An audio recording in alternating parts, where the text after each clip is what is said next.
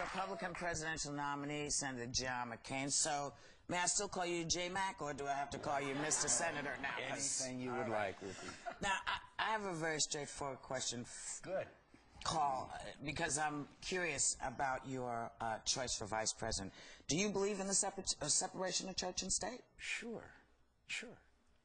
So if you believe in the separation of church and state, did it not give you a moment of pause that Sarah Palin, should she, God forbid, anything happen to you, not have the same beliefs as you do about these things? Does that not give you a little bit of pause? I read the statements of our founding fathers. Abraham Lincoln, she quoted, we shouldn't pray for God to be on our side, but for us to be on God's side. Judeo-Christian values were the foundation of our nation. In God we trust.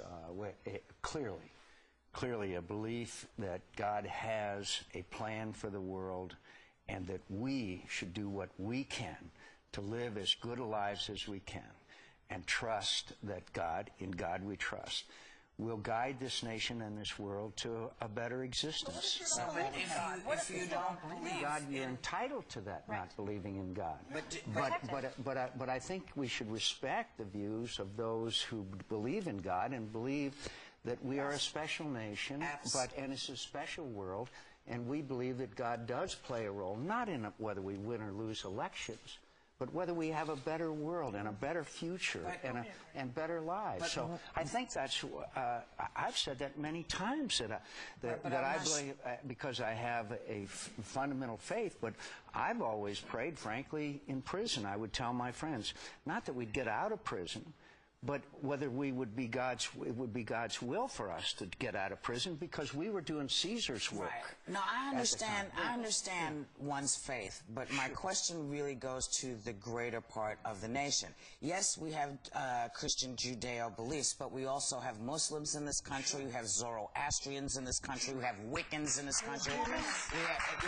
And so Zoroastrian. Yes. Thank you. Good to see you. But my question really goes to, can you, as the president, should you win, can you govern this nation? Anybody who takes that seat, are you to govern this nation as God would have you do it, or do you govern this nation for the greater good of the people in it? And that's why I asked, do you believe in the separation of church and state? One of the reasons people stopped praying in schools is because we suddenly had so many different religions that one religion could not take over.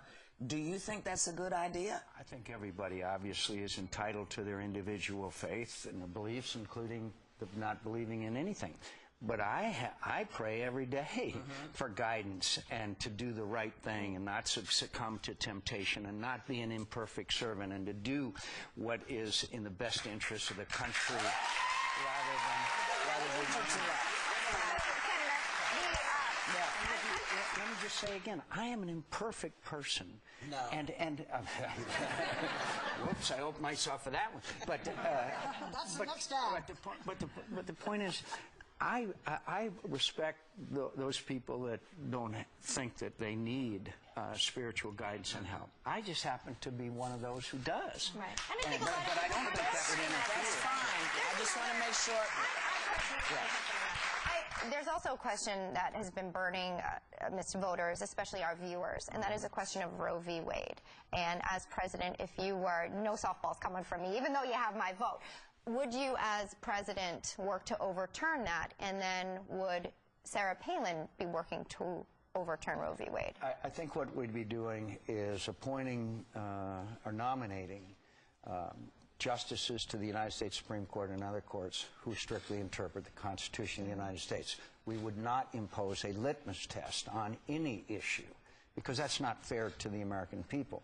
But they would have to have a clear record of strict interpretation. That's a kind of other way of saying people who would want to overturn Roe v. Wade. That is saying that if I believe Roe v. Wade was a very bad decision, Barbara. I think it was a bad decision. But I've thought that other decisions of the United States Supreme Court were bad decisions. But I want people on the court, and quote, do interpret, and not just on the issue of Roe v. Wade, but on many other issues that I think. My interpretation of the Constitution of the United States is that the United States Supreme Court enforces the Constitution of the United States and does not legislate nor invent areas that are the responsibilities, according to the Constitution, of the legislative branch. It was in how the law came up. It was in how Roe v. Wade came apart. That's the issue. You want it to be through the Constitution, from the people, not from the bench. And I believe that if Roe v. Wade were overturned, then the states would make these decisions. Yes. And Sir, can you just, and I don't want to misinterpret what you're saying. Did you say you wanted strict constitutionalists? Because No, I want people who interpret the Constitution of the United States the way our founding fathers envisioned for them to do. Should I be worried about being a slave, being returned to slavery? Because certain things happened in the Constitution that you had to change. I understand your point. Okay. I understand that point, and I get it. Thank you. Okay, before we go, That's an excellent point. Thank you, sir. before we go, just to give a different picture, because you talk. Okay, Picturing myself on the plantation. You and Shelley, we'll take care of you. Us white folk, we'll take care of you. Okay, let me just. Could I also say that I have committed myself to a pro-life position because I happen to believe that life begins at conception. But that is an issue that I respect other people's views on. But we have to, in my view, that I believe that pro-life is a position that I have held. Yes. But I also respect the views of those who don't. So you believe in choice, then? Let me just go on to it, because our time is limited. But we have something. Let's move on. Okay, we're going to move on. Okay. Oh, she's so. Yeah. Okay, here we go. So we understand that there's newly released footage of your return as a POW in Vietnam in 1973. It has just come out. Have you seen it? I saw just a snippet of it on the Well, news, we'd but like I to didn't show see it to you and ask you how you feel when you see this, Senator. It must bring back such memories. What you're feeling? What he's thinking?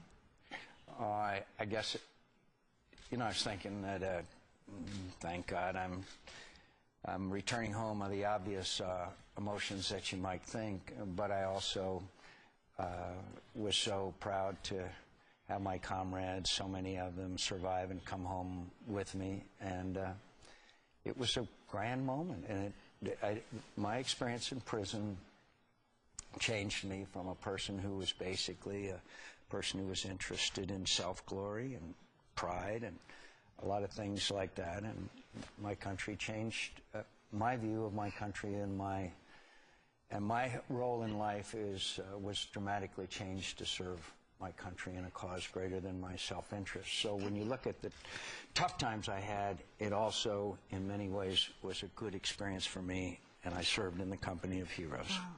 One more question, Senator, following this.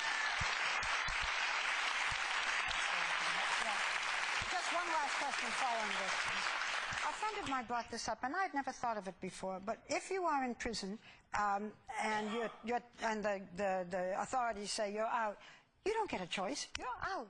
So what we wonder is, when they gave you a choice, which is unusual, if they had wanted to embarrass your father, the Admiral, why didn't they just say you're out?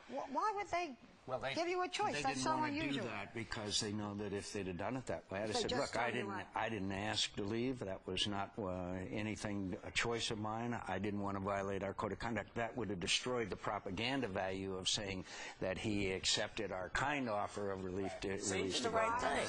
Because it's propaganda. When we come back, Republican presidential nominee Senator John McCain will be joined by his wife, Cindy. And as I said, we'll be right back.